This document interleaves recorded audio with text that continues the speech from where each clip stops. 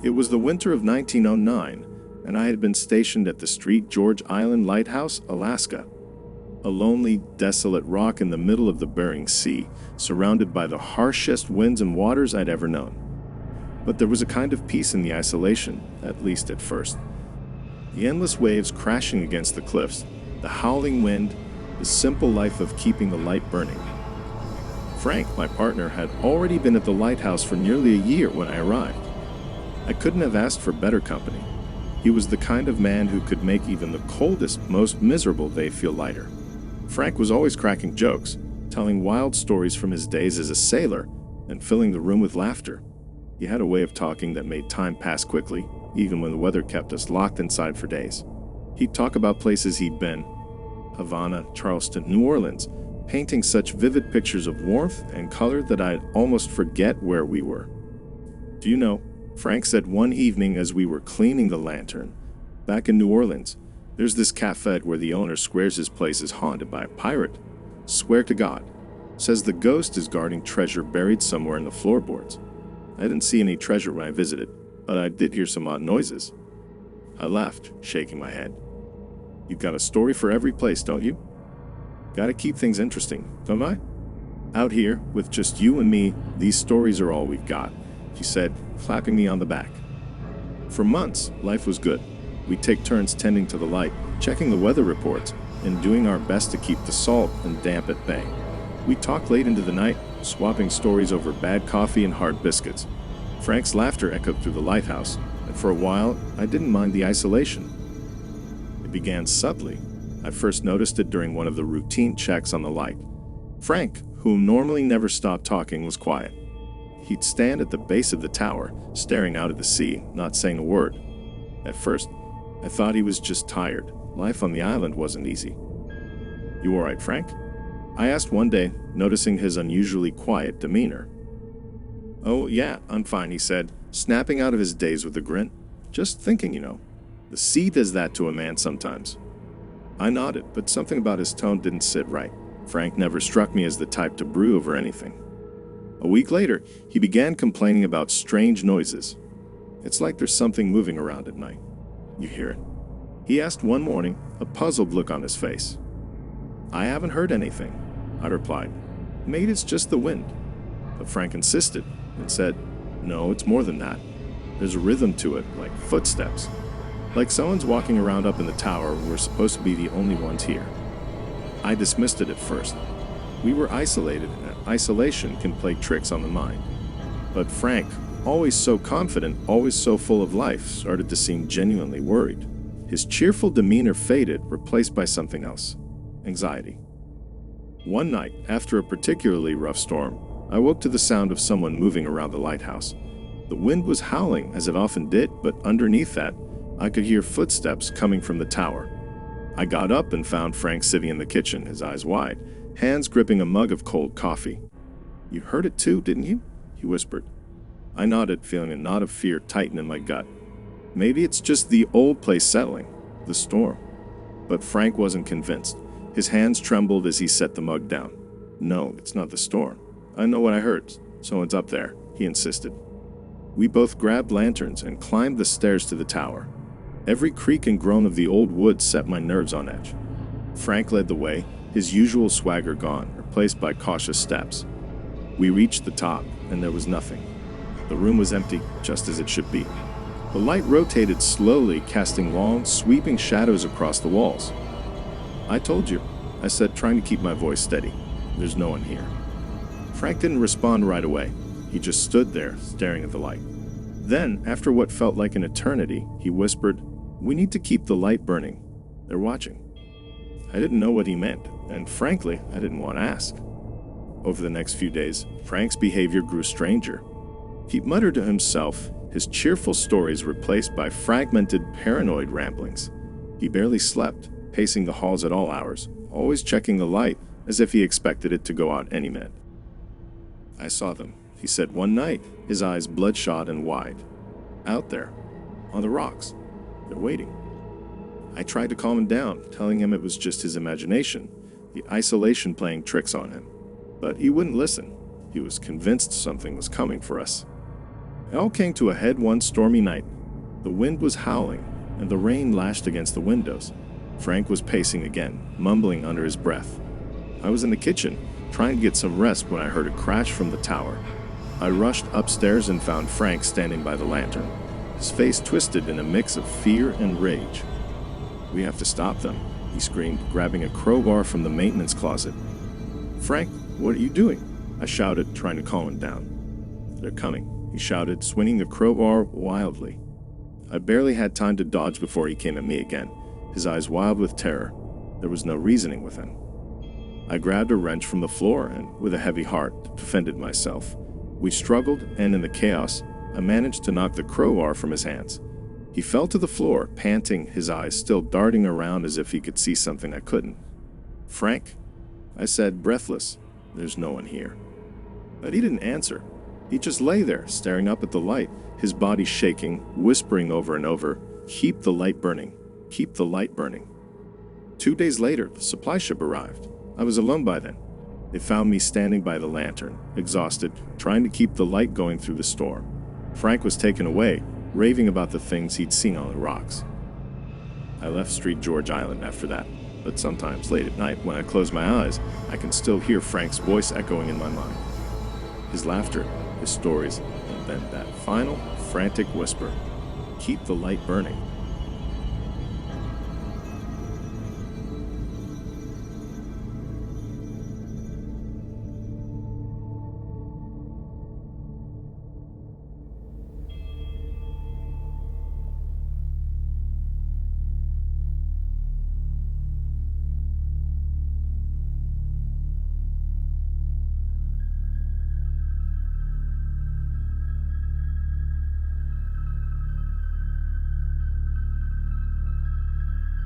The year is 1512, and I find myself stranded on an island off the coast of Portugal, somewhere between the jagged rocks of the Azores and the endless abyss of the Atlantic.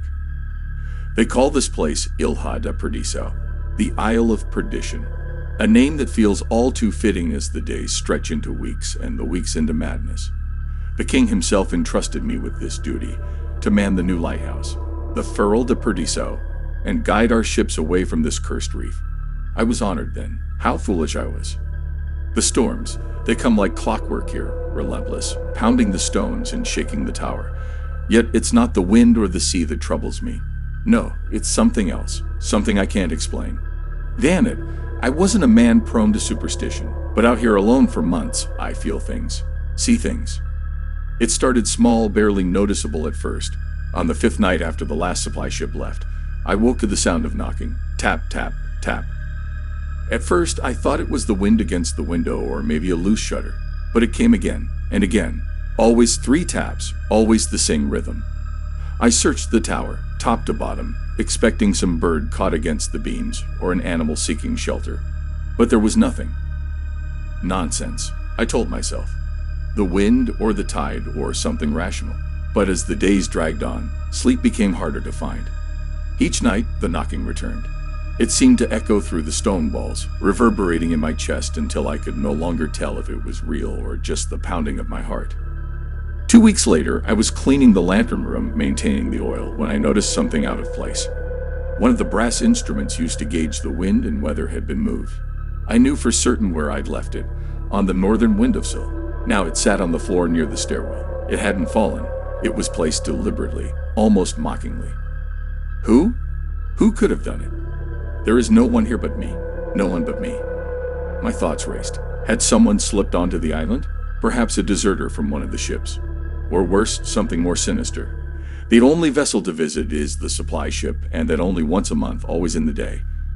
I began locking the door at night. Not that it mattered. It never felt safe. As the 3rd month approached, the line between waking and dreaming blurred. On more than one occasion, I caught myself speaking aloud, answering questions I hadn't asked, hearing voices on the wind that weren't mine. But one night I saw something. I had just extinguished the lamp when I caught sight of it through the fog, standing on the rocks below the tower. A figure. It was too far to make out clearly, but I could see enough. A man, or the shape of one, staring up at the light. Who could it be? There are no ships, no settlements, and no souls for miles around. I ran down the stairs, faster than I ever had before, my heart in my throat. By the time I reached the shore, there was nothing but the crashing waves and the eerie silence. I stood there for hours, scanning the horizon, looking for something, anything, to explain what I'd seen. Nothing. Days passed without incident. And then the dreams began. They were vivid, almost more real than my waking hours. I was no longer on the island, but deep underwater, drowning, gasping for air as the Black Sea swallowed me whole. I'd wake in a cold sweat, the sound of water filling my ears, only to find my bed dry. One night, I awoke in darkness. The lantern was out. Impossible, I had just filled it hours before. As I climbed the stairs to relight it, I felt a coldness at my back, as if someone was following. I rushed up, my hands shaking as I reached for the tinderbox.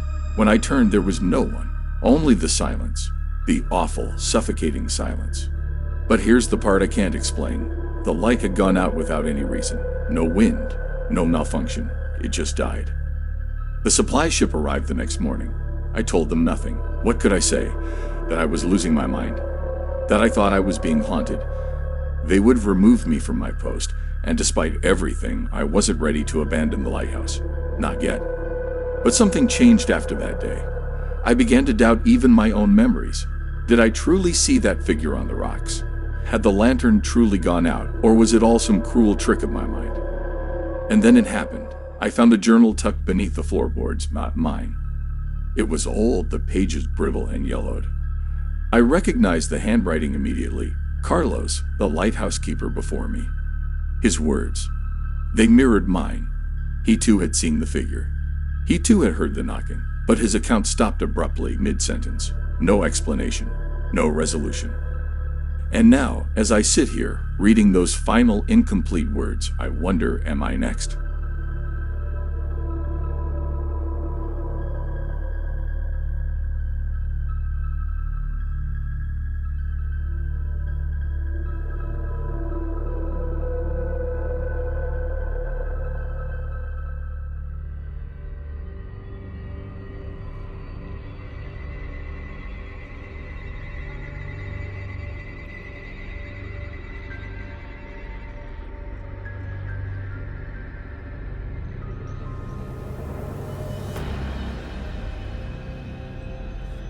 It has been 4 months since I arrived at Stroma, a desolate rock in the North Sea, cold and unforgiving.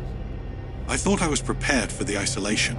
After all, it was my 4th post as a keeper. But Stroma is different. There's a weight here, heavy and suffocating, like a thick fog you can't see, but feel pressing against your skin. I'm not a man prone to whims or superstitions, but things are changing.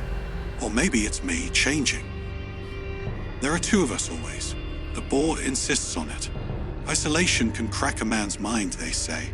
You need a second keeper, someone to share the burden. James is my partner, a sturdy Highlander from Inverness. He says little, but I catch him watching me sometimes, as if waiting for something. That look, his eyes, hollow like the sea itself, leave me unnerved. More than once, I've found him pacing the lantern room at night, muttering under his breath. When I ask, he claims it's the wind, but we both know it isn't. Not always. I'll admit, the first oddity was something small, a missing logbook entry. James swore he'd written the nightly wind speed, but the ink wasn't there. Strange, eh? He laughed it off, though I saw him check his pocket twice, where he keeps that fountain pen of his. And then there's the scratching. We lock the tower at night, but without fail, there's always this faint scratching on the walls, like nails scraping against the stone. I convinced myself it was seabirds, their claws perhaps, but James says he's heard it too. Louder when he's alone. 3 nights ago, it grew louder still. We went out with lanterns, circled the tower, searched every inch of that blasted rock. Nothing. No footprints, no signs of life. But I swear, I saw something then. A figure, standing just beyond the light's reach, its form barely a suggestion in the thick air. I blinked, and it was gone. No, it was never there. I shake my head now, but... James hasn't been the same since. He barely speaks anymore, And when he does, it's nonsense about the island. He keeps saying, it watches, it waits. I've caught him in the lantern room again, staring into the fog, like he's waiting for something. I fear his mind's slipping, and damn it, it's starting to get to me too. Last night, the fog was thicker than I'd ever seen. We couldn't see the water, couldn't even see the rocks below. I manned the lantern while James stayed below in the quarters. And then, in the middle of the night, I heard it. Footsteps, slowly, deliberately ascending the spiral staircase. But I was alone. I knew I was alone. James? I called, the echo of my own voice bouncing off the cold walls. No answer. I grabbed my lantern and descended, the light flickering as I moved. I reached the living quarters, and there he was, James, sitting at the table, staring at nothing, his eyes glazed over like a man lost in a dream. James! I shouted, gripping his shoulder. He didn't flinch. And then, his lips moved, barely a whisper. It's inside now.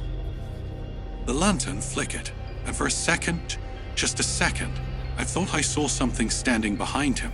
Tall, gaunt, its face obscured in the shadows. But then it was gone. Was it my mind playing tricks? It must be.